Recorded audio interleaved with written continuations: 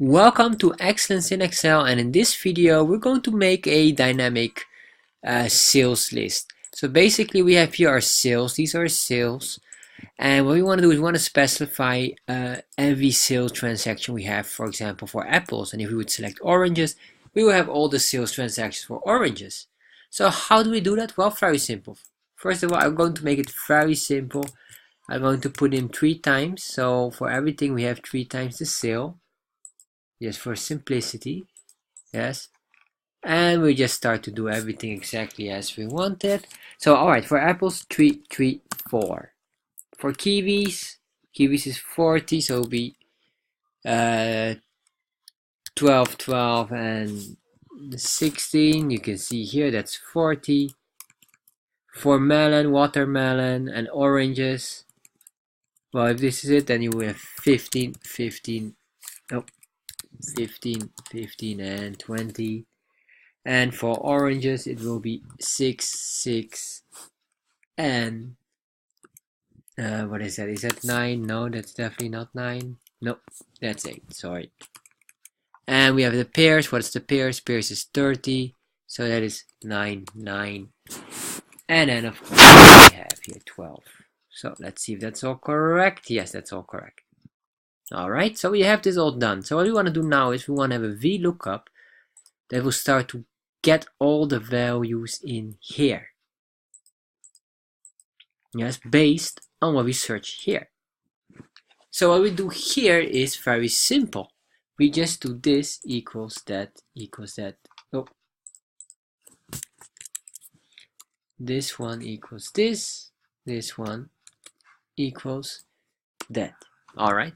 So we have this. The only thing here, of course, now will be, well, if we will do that and we do a VLOOKUP will not understand which one of these we have to take. So we need to do here something more, of course.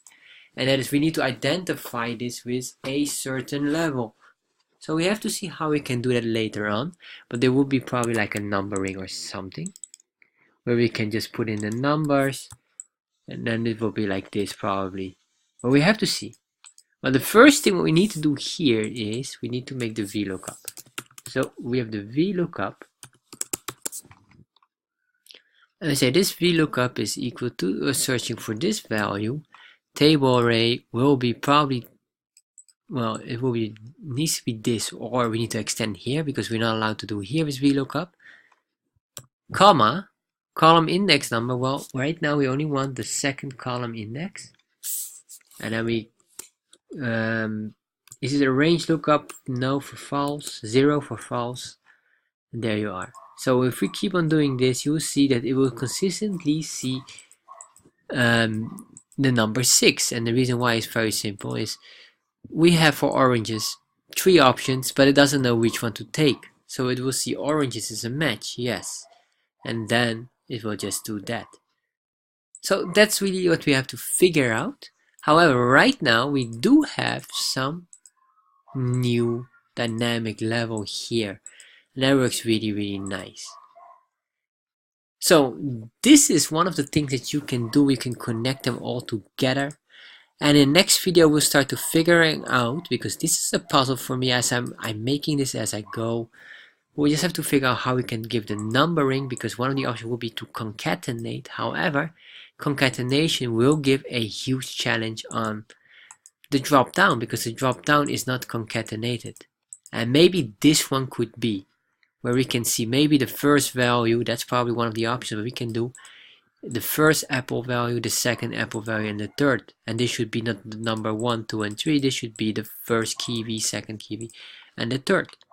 We'll have to see on that one. So right now we have this, and this starts to look on something, and we have to figure it out later on. Next video we'll focus on that.